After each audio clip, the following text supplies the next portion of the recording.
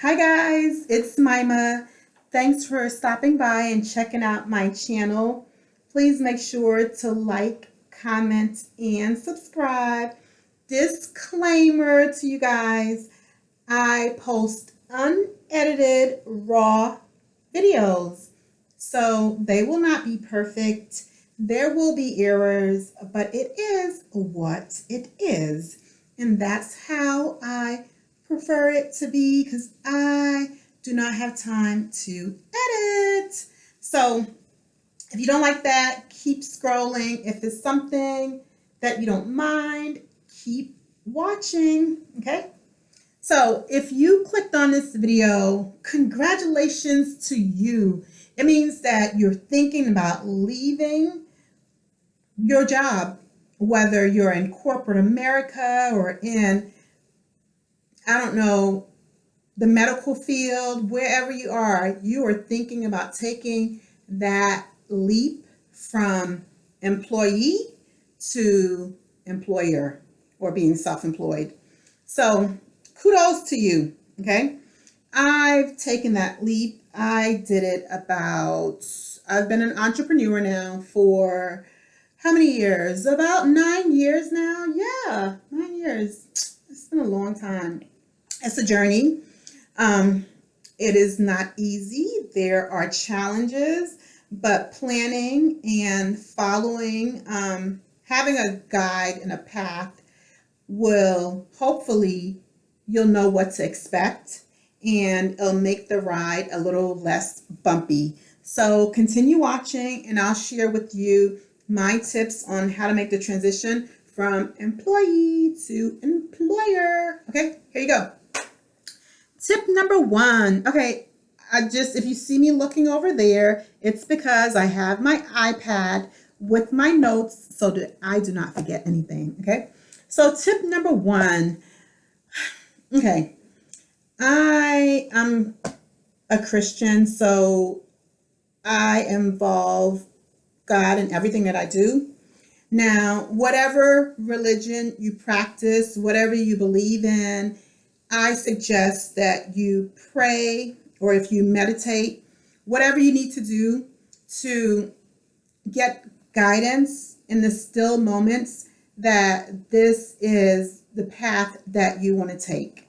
So if you're a Christian, pray, whatever you do, if you meditate, just, spend time doing that so that you can feel that you are really walking down the path that you're supposed to take in life, okay? That's my tip number 1. Number 2 is when you need to start preparing financially while you're working. So what I mean by that is you need to save because being an entrepreneur, you're going to go from having that steady, guaranteed paycheck to that it's just being an entrepreneur, there's no stability. So you plan and then your plan fail. So, and sometimes, you are surprised with, something that you didn't plan, something good. But either way, you want to plan for the worst. So I would suggest that you evaluate your finances, maybe cut back on a lot of extra things so that you're able to save up for as long as you think you can survive if your business is not actually generating enough money, because your business needs to generate enough money to run, to operate, and then to pay you. So whether, a time period, it's something you really need to think about. Whether it's 6 months or a year, worth of living expenses, you need to sit down and decide financially how much you need to save in order to be able to transition from that steady paycheck to one that is, not guaranteed. Okay. Then the third tip that I'm going to give you is to start your research at this point. While you're saving, you need to start doing your research, start writing a business plan, because essentially that's what a business plan is for. You're going to do your research, your SWOT analysis, and and your financial analysis, your forecast to see, and check out the competition in your area or everyone. I mean, we live in a global marketplace, so check out the competition, see the demand, see the need, and map it out on, write it or type it up so that you have a copy of it. And then my fourth tip is that you need to get out there and network to meet people who are doing what you want to do. Because even if we research and, you're watching this video, and I'm sure there's tons of other videos that you'll find online giving you some content, it may not be precisely speaking about what you're doing, whatever business you want to start. For me, I started an accounting firm. So my thing was to go out there and meet people who were running accounting firms and talk to them, and see what tips they can give you, what guidance they're willing to offer. But don't be discouraged, because sometimes you won't get the response that you want, or sometimes, it'll be a lot of rejection as well. But I still, advise you to get out there and network. Maybe join an organization for entrepreneurs or something like that, at this time, to network and meet people who are doing what you want to do. Okay. My fifth tip, while you're still working, tip number 5 is to start your business. Okay. You have to start your business on a part-time basis if it's possible. Now, for most businesses, especially if you're in like retail, for me it was possible. For most services businesses, it's possible. Like maybe if you want to start a digital marketing company or something like that, or just start your business part-time and do it on a weekends or in the evenings after work if it's possible. But you want to start investing your time into actually doing your business and getting clients. And I know, again, that may not be feasible for every business, because you may need like an actual building. But if you're providing a service or something that's online, try to start it on a part-time basis before you actually leave your job and dedicate yourself full-time into your business. Hopefully you can do that. If you can't, it is what it is. Okay. My tip number 6 to you is to basically adjust your mindset. You have to accept that things are not going to be like they were when you were working for someone, and that there's a lot of unknown when you're an entrepreneur. There's a lot of ups and downs. You see people online, Instagram, and, Instagram flexing and making it seem like, being an entrepreneur is like the easiest thing, but there's a lot of challenges, and you just have to, for me, there were more challenges being an entrepreneur than I had being an employee. So you have to accept and adjust your mindset that you're going to have roadblocks, you're going to have challenges, but it's not going to deter you, that you're going to overcome those challenges. And I think once you expect it, then it's easier to deal with it when it happens. Okay. And after following those steps, guys, make the leap. Okay. You want to do it, you have to do it. For me, it was a very difficult decision to make. Just leaving my job and not being there on a daily basis was something that brought great emotion to me.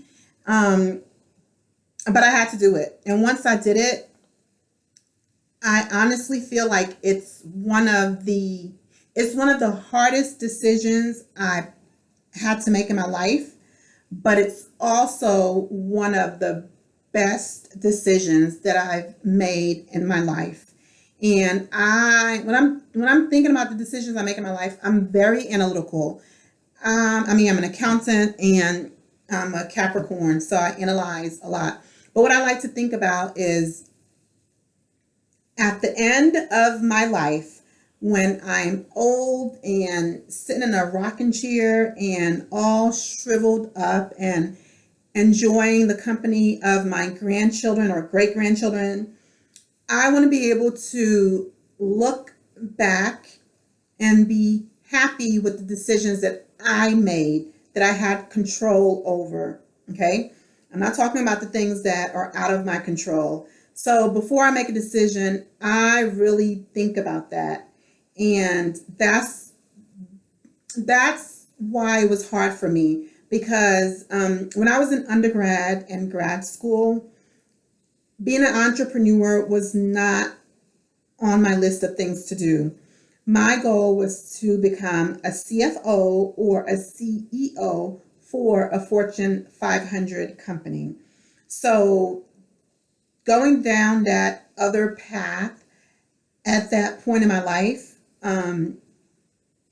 it was just a huge lifestyle change. And just, it seemed scary. And, it was scary. It is going to be scary. You are going to have days where, you're uncertain if you made the right decision. You are going to have days where shed tears and you need a shoulder to cry on. So, that's it. And I didn't include this, but I will tell you this. Oh, so I'm going to reverse. I told you guys this is raw and uncut. Okay. I'm going to reverse back to tip number 1. When I said to pray about your decision, also speak to your significant other, spouse, about your decision, because leaving your job and becoming an entrepreneur, if you're married, it is a family decision that you're going to need support, and you don't want to do something like that without having that support. So if you're not married or if you're not in a relationship, whoever is your rock, speak to that person about it and get input from them. I will say keep the number of people that you speak to very low.